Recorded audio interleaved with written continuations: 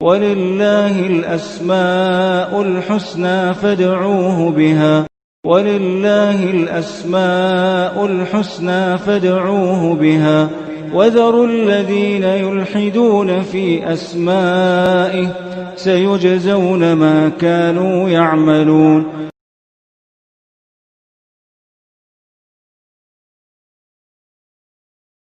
بسم اللہ الرحمن الرحیم الحمد للہ رب العالمین وبہ نستعین وصلی اللہ وسلم علی سید الانبیاء والمرسلین وعلی آلہ واصحابہ اجمعین ومن تبعہم بإحسان الی یوم الدین اما بعد. انشاءاللہ آج کی اس نشست میں اللہ سبحانہ وتعالی کی ایک عظیم صفت الرفق اور اللہ سبحانہ وتعالی کا نام الرفیق اس سے متعلق معلوم کریں گے انشاءاللہ. پچھلے تقریباً 3.5 سال 4 سال ہونے جا رہے ہیں جس میں ہم اللہ تعالیٰ کی صفات علیہ اور اس کی مختلف نام متعدد ناموں سے متعلق ہم نے پڑھا الحمدللہ. اور ان ناموں اور ان صفات سے متعلق اہل علم نے جو قواعد بیان کی ہیں اہل السنہ والجماعہ کے اہل علم نے تو وہ بھی آپ کے سامنے رکھے گئے ہیں بہت حد تک. تو ان سب قواعد کی روح سے ہی اللہ تعالیٰ کی صفات اور اس کے اسماء حسنہ کو پڑھنا چاہیے. جس نام سے متعلق آج گفتگو ہوگی انشاءاللہ الرفیق اللہ سبحانہ وتعالیٰ کا ایک نام ہے اور الرفق اللہ سبحانہ وتعالیٰ کی ایک عظیم صفت ہے. سب سے پہلے اس کا ہم معنی معلوم کر لیتے ہیں. عربی زبان میں الرفق کہتے ہیں لین الجانب یعنی لطافت الفعل لطافت العمل. عربی زبان میں الرفق کا جو معنی آتا ہے یعنی نرم برتاؤ مہربانی کا سلوک یا اس چیز کو بھی کہتے ہیں جس سے ایک انسان آسانی کے لیے اور سہولت کے لیے کوئی چیز استعمال کرتا ہے. جیسے مثال کے طور پر عربی زبان میں مرفقتن کہا جاتا ہے چھوٹے تکیے کو جس کو بسہولت لے کر کے آرام حاصل کیا جاتا ہے. یہ جو کوہنی ہے اس کو عربی زبان میں مرفق کہا جاتا ہے. اللہ رب العالمین نے فرمایا سورۃ النساء سورۃ المائدہ میں یا ایھا الذین آمنوا اذا قمتم الی الصلاۃ فاغسلوا وجوہکم وایدیکم الی المرافق. عربی زبان میں رفق کا جو معنی آتا ہے یعنی ایک تو تلطف کا معنی آتا ہے یعنی نرمی کا نرم برتاؤ کا پیار کا حسن سلوک کا آسانی کا اور ساتھ میں اس کے اندر موافقت کا بھی معنی آتا ہے یعنی ایسی راحت ہونی چاہیے جس میں انسان جو انسان کے موافق ہو. کوئی چیز راحت تو ہو سکتی ہے ضرور نہیں کہ وہ موافق بھی ہو. تو اس کے اندر موافقت یعنی محل الاتفاق دونوں چیزوں میں اتفاق حسن اتفاق یہ معنی بھی اس کے اندر آتا ہے. تو یہ جو اوپر کا جو حصہ ہے اس کو عربی زبان میں عضد کہا جاتا ہے جو یعنی جو کوہنی کے اوپر کا جو حصہ ہے اور جو نیچے کا حصہ ہے اس کو عربی زبان میں ذراع کہا جاتا ہے. وہ دونوں کی ملنے کی بھی جگہ ہے موضع العضد والذراع دونوں کی ملنے کی بھی جگہ ہے اور پھر انسان اس سے راحت بھی حاصل کرتا ہے. ہاتھ کو اپنے موڑتا بھی ہے اور اس کے ذریعے سے اتکا ٹیک بھی لگاتا ہے تو اس کے اندر الرفق کا معنی آ ہی جاتا ہے. تو اس کو الرفق کو جو ہے یعنی الرفق کہتے ہیں یعنی ایک نرمی کا معاملہ حسن سلوک. تو ایسے دوست جو اچھائی سے پیش آتے ہیں رفق سے پیش آتے ہیں اور قریب باہم قریب رہتے ہیں اور اچھا معاملہ کرتے ہیں تو اور جو ہے بالکل موافقت رہتی ہے دونوں میں تو اس طرح کے دوستوں کو عربی زبان میں رفیق کہا جاتا ہے رفقا کہا جاتا ہے. رفیق حیات کہتے ہیں بیوی کو. اچھا بہرحال احادیث مبارکہ میں اللہ سبحانہ وتعالیٰ کے لیے الرفیق اس کا جو نام ہے اس سلسلے میں بھی ہم لوگ پڑھیں گے انشاءاللہ. اللہ سبحانہ وتعالیٰ کے لیے رسول اللہ صلی اللہ علیہ وسلم نے کہا کہ اللہ تعالیٰ الرفیق ہے.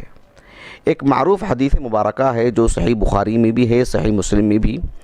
صحیح بخاری میں کتاب استطابۃ المرتدین اور صحیح مسلم میں کتاب البر والصلہ میں عمرہ بنت عبد الرحمن رضی رحمہ اللہ تابعات میں سے ہیں وہ 98 ہجری سنہ وفات ہے ان کا. وہ کہتی ہیں کہ ام المومنین عائشہ رضی اللہ عنہا نے کہا کہ رسول اللہ صلی اللہ علیہ وسلم نے ان سے کہا ایک پس منظر ایک واقعہ ہے کہا کہ یا عائشہ ان اللہ رفیق یحب الرفق کہا کہ یا عائشہ، تو کیا کہا؟ یا عائشہ، اللہ سبحانہ و تعالیٰ رفیق ہے اور رفق کو پسند کرتا ہے، یعنی ہر معاملے میں اللہ سبحانہ و تعالیٰ رفق کو پسند کرتا ہے۔ دین اسلام کل کا کل اپنے ایک ایک جز کو لے کر کے اس کے اندر ہم دیکھتے ہیں کہ رفق ہے۔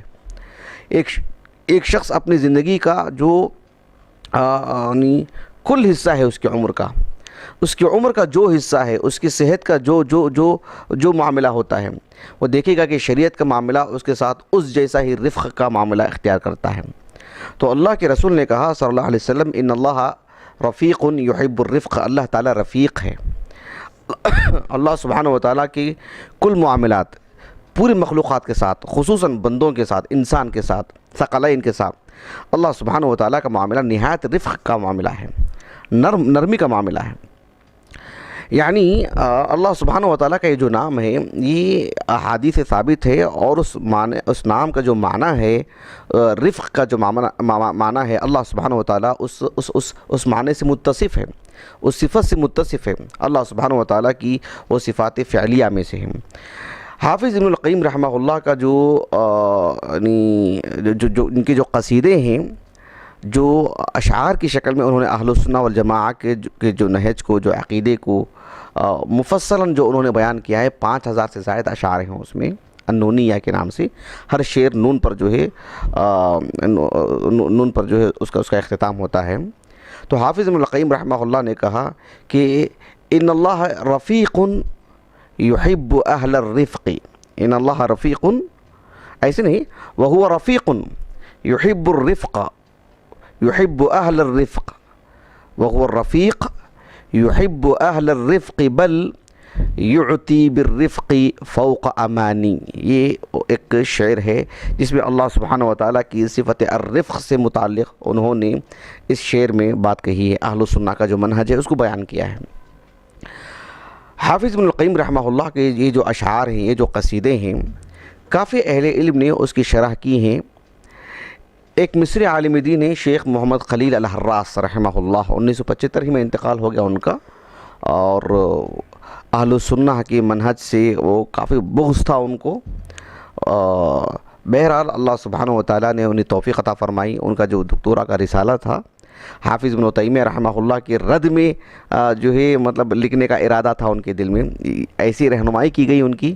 جب ابن تیمیہ رحمہ اللہ کی کتابوں کو اکٹھا کیا اور ان پر رد کرنے کی نیت سے جو ہے اس کو پڑھا، تو بہرحال انہوں نے حق کو قبول کیا باذن اللہ تعالی۔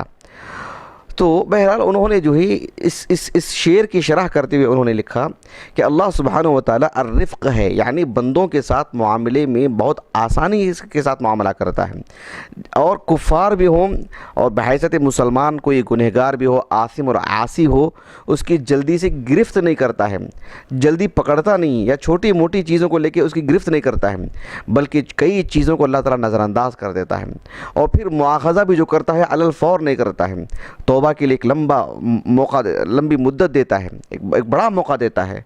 اللہ سبحانہ و تعالیٰ انسان کو اتنی لمبی مدت کیوں دیتا ہے، کیوں مہلت دیتا ہے؟ تاکہ وہ توبہ کر لے، اس وجہ سے نہیں کہ وہ گناہ پہ گناہ کرتے جائے، تاکہ توبہ کر لے۔ اللہ سبحانہ و تعالیٰ، ہم دیکھتے ہیں کہ کئی ایک انسان ہیں، کفار ہیں، نافرمان ہیں، جن کی زندگی میں ایسے حادثات آتے ہیں کہ بر وقت اس کی موت آ سکتی ہے، لیکن اللہ سبحانہ و تعالیٰ اس کی حفاظت فرماتا ہے، اسے بچا لیتا ہے۔ پھر دیکھیے اچانک اس کی زندگی میں تبدیلی آتی ہے، پھر وہ اللہ تعالیٰ کے قریب ہو جاتا ہے۔ ایسی مشاہدات ہم کرتے ہیں، کئی انسانوں کو ہم دیکھتے ہیں، کئی حادثات آتے ہیں جو ذاتی طور پر بہت مشکل نظر آتے ہیں ظاہری اعتبار سے، لیکن اپنے اندر کس قدر وہ اپنے حسن رکھتے ہیں اس بندے کے حد تک۔ تو اللہ سبحانہ و تعالیٰ یعنی الرفق ہے، الرفق کی صفت سے متصف ہے، اور اس کا جو ضد ہے العنف۔ اللہ کے رسول نے کہا صلی اللہ علیہ وسلم، ان اللہ رفیق یحب الرفق ویعطی بالرفق ما لا یعطی علی العنف، یعنی اللہ سبحانہ و تعالیٰ رفق کی وجہ سے بندے کو وہ عطا کرتا ہے، یا ایک بندے کے اندر رفق ہونے کی وجہ سے اللہ تعالیٰ اس کے ساتھ ایسے احسانات کا معاملہ کرتا ہے، سختی کی وجہ سے جو بندے کے معاملات ہوتے ہیں اللہ سبحانہ و تعالیٰ اس کے حق میں وہ اپنے احسانات نہیں فرماتا ہے۔ یعنی عنف کا مطلب کیا ہے؟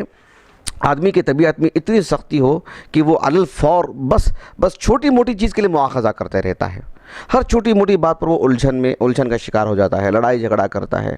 تو اللہ سبحانہ و تعالی رفیق ہے، یعنی معاملہ اس کا استعجال والا نہیں ہے، جلد بازی والا معاملہ نہیں ہے، یعنی حلیم ہے رب العالمین، یعنی بندوں کو جو ہے جلدی سے گرفت نہیں کرتا ہے، ایک موقع دیتا ہے ان کو، اور موقع دیتے رہتا ہے۔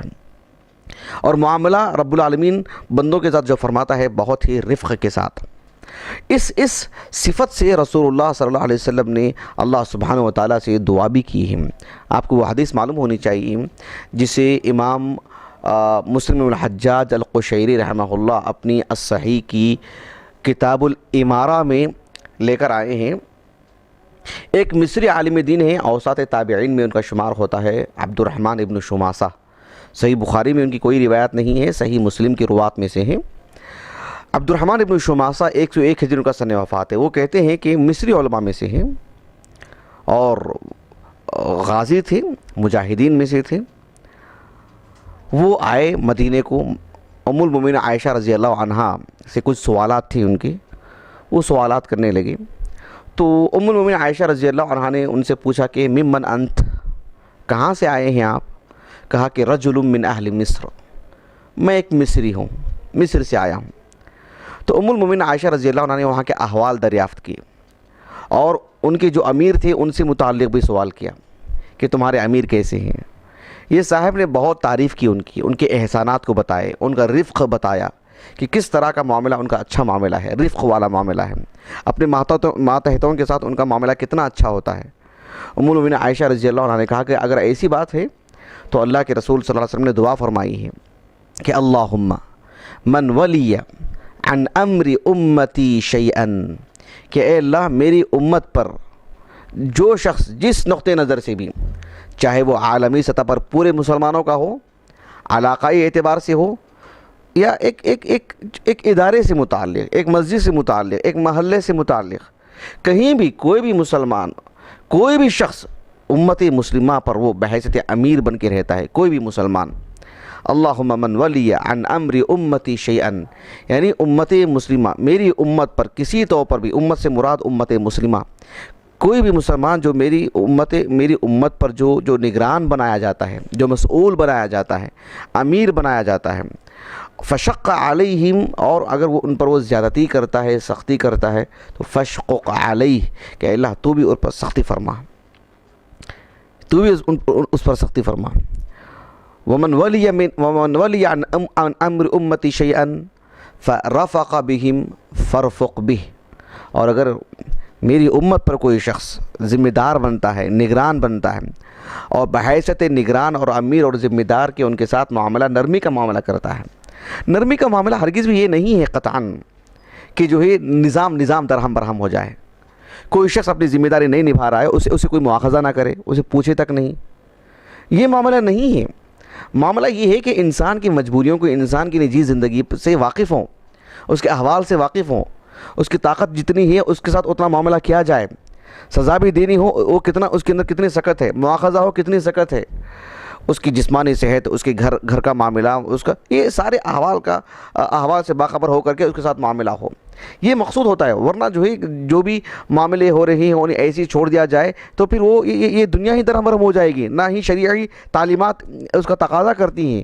اسلامی تعلیمات میں تو نظام میں حسن لانے کی بات کہی گئی، جمال لانے کی بات کہی گئی ہے، اور اچھی گرفت والی بات کہی گئی ہے۔ عمر بن خطاب، ابو بکر صدیق، عمر بن خطاب، اللہ کے رسول کے انتقال کے بعد صلی اللہ علیہ وسلم، ان کی امارت والی زندگی پڑھ کر کے دیکھیں آپ۔ چھوٹی سی بات بتا دیتا ہوں میں آپ کو، عمر بن خطاب رضی اللہ عنہ خالد بن ولید رضی اللہ عنہ کو معزول کیا آپ کمانڈر تھے، آپ رسول اللہ کے دور میں کمانڈر تھے۔ کون؟ خالد بن ولید رضی اللہ عنہ۔ اسلام لانے سے پہلے ہی جو ہے احد میں اپنے کارناموں کی وجہ سے بہت مشہور ہیں، سب جانتے ہیں آپ کی صلاحیتوں سے اچھی طرح سب واقف ہیں۔ عمر بن الخطاب رضی اللہ عنہ نے آپ کو معزول کیا لیکن کسی نے پوچھا تک نہیں آپ کو۔ ایک تو عمر بن الخطاب رضی اللہ عنہ، ان کا مقام، ان کی ہیبت، ان کی بصیرت، اور جو ہے ان کا اخلاص، یہ سب کے سامنے اس چیزیں موجود ہیں. لیکن دیکھیں آپ نے خالد بن ولید رضی اللہ عنہ کو آپ نے معزول کیا. یعنی سبحان اللہ کتنی بڑی بات ہے کہ خالد بن ولید رضی اللہ عنہ نے وجہ تک نہیں پوچھے کہ کس وجہ سے مجھے الگ کیا گیا ہے. یعنی اسلامی نظام میں ایک امیر کی اتنی ہیبت ہونی چاہیے, ان کی اتنی پکڑ ہونی چاہیے, ان کا اتنا مقام ہے کہ بروقت وہ چاہے تو کسی کو الگ کریں, وہ ہٹا دیں وہاں سے. لیکن میں یہ کہنا چاہ رہا ہوں کہ ذمہ دار ہونے کا معاملہ یہ ہے کہ کسی پر سختی نہ ہو, بیجا مواخذہ نہ ہو, ذہنی ٹارچر نہ ہو, ذہنی طور پر کسی کے ساتھ ایسا معاملہ ہو کہ وہ دیوانہ ہو جائے, پاگل ہو جائے, اور وہ اس کی ذہنی سطح ہی بگڑ جائے. یہ جو معاملات کیے جاتے ہیں, یہ اس کے سلسلے میں اللہ کے رسول نے کہا کہ فشقق علیہم, اللہ تو اس پر سختی کر دے. اور جو میری امت پر جو نہایت مہربان واقع ہوتا ہے, آپ علیہ السلام نے فرمایا کہ فرفق بھی, اے اللہ تو اس کے ساتھ اچھا معاملہ فرما. اس طرز کی بھی ہماری دعائیں ہونی چاہیے اللہ سبحانہ و تعالیٰ کی اس صفت کے ذریعے سے. آپ علیہ السلام کی ایک دعا ہے, بہت ہی معروف دعا, جسے امام بخاری رحمہ اللہ اپنے الجامع الصحیح کی کتاب المغازی اور بھی دیگر کتابوں میں وہ حدیث مبارکہ لے کر آئے ہیں. امام مسلم رحمہ اللہ نے بھی اپنی الصحیح کی کتاب الامارہ میں, کتاب فضائل الصحابہ میں ام المؤمنین عائشہ کے فضائل بتلانے سے کے ضمن میں اس حدیث مبارکہ کو لے کر آئے ہیں. ام المؤمنین عائشہ رضی اللہ عنہا کہتی ہیں, سب جانتے ہیں جو میں حدیث میں آپ کو بتانے جا رہا ہوں, کہ آپ علیہ السلام کا جب انتقال ہوا, آخر کلمہ جو آپ کی زبان سے صادر ہوا, اللہم الرفیق الاعلیٰ.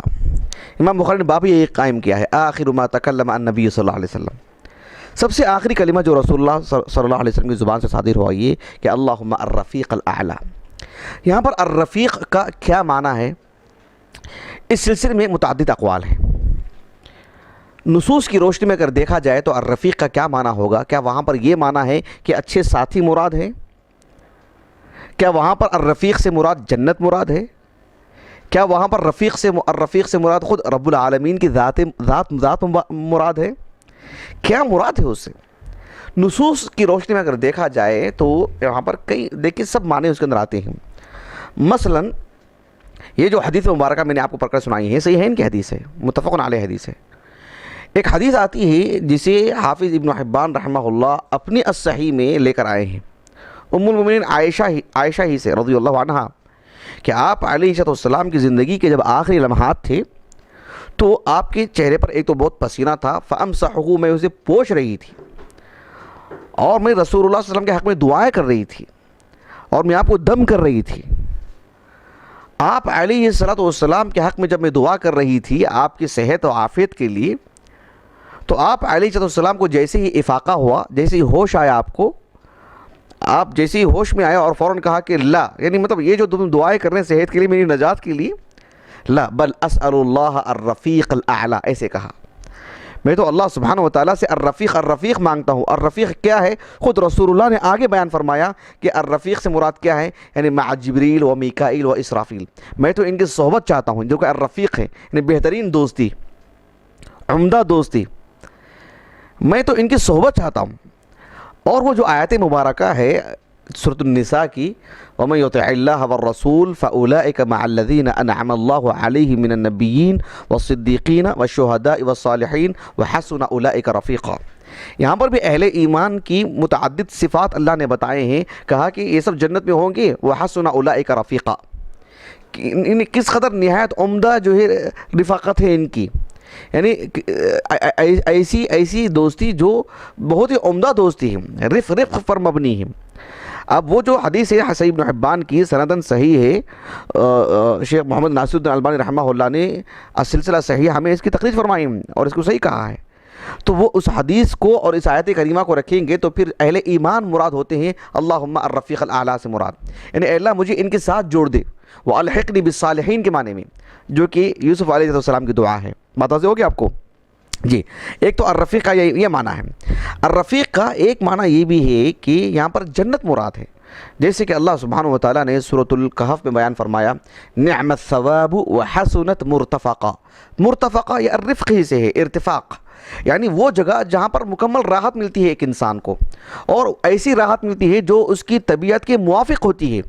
تو جنت کو اللہ سبحانہ وتعالیٰ نے ایک ایسا مکان جو کہ یعنی مرتفق کہا رب العالمین نے، جو انسان کے لیے مکمل راحت ملتی ہے اور پوری موافقت میں ہوتی ہے وہ راحت اس کے۔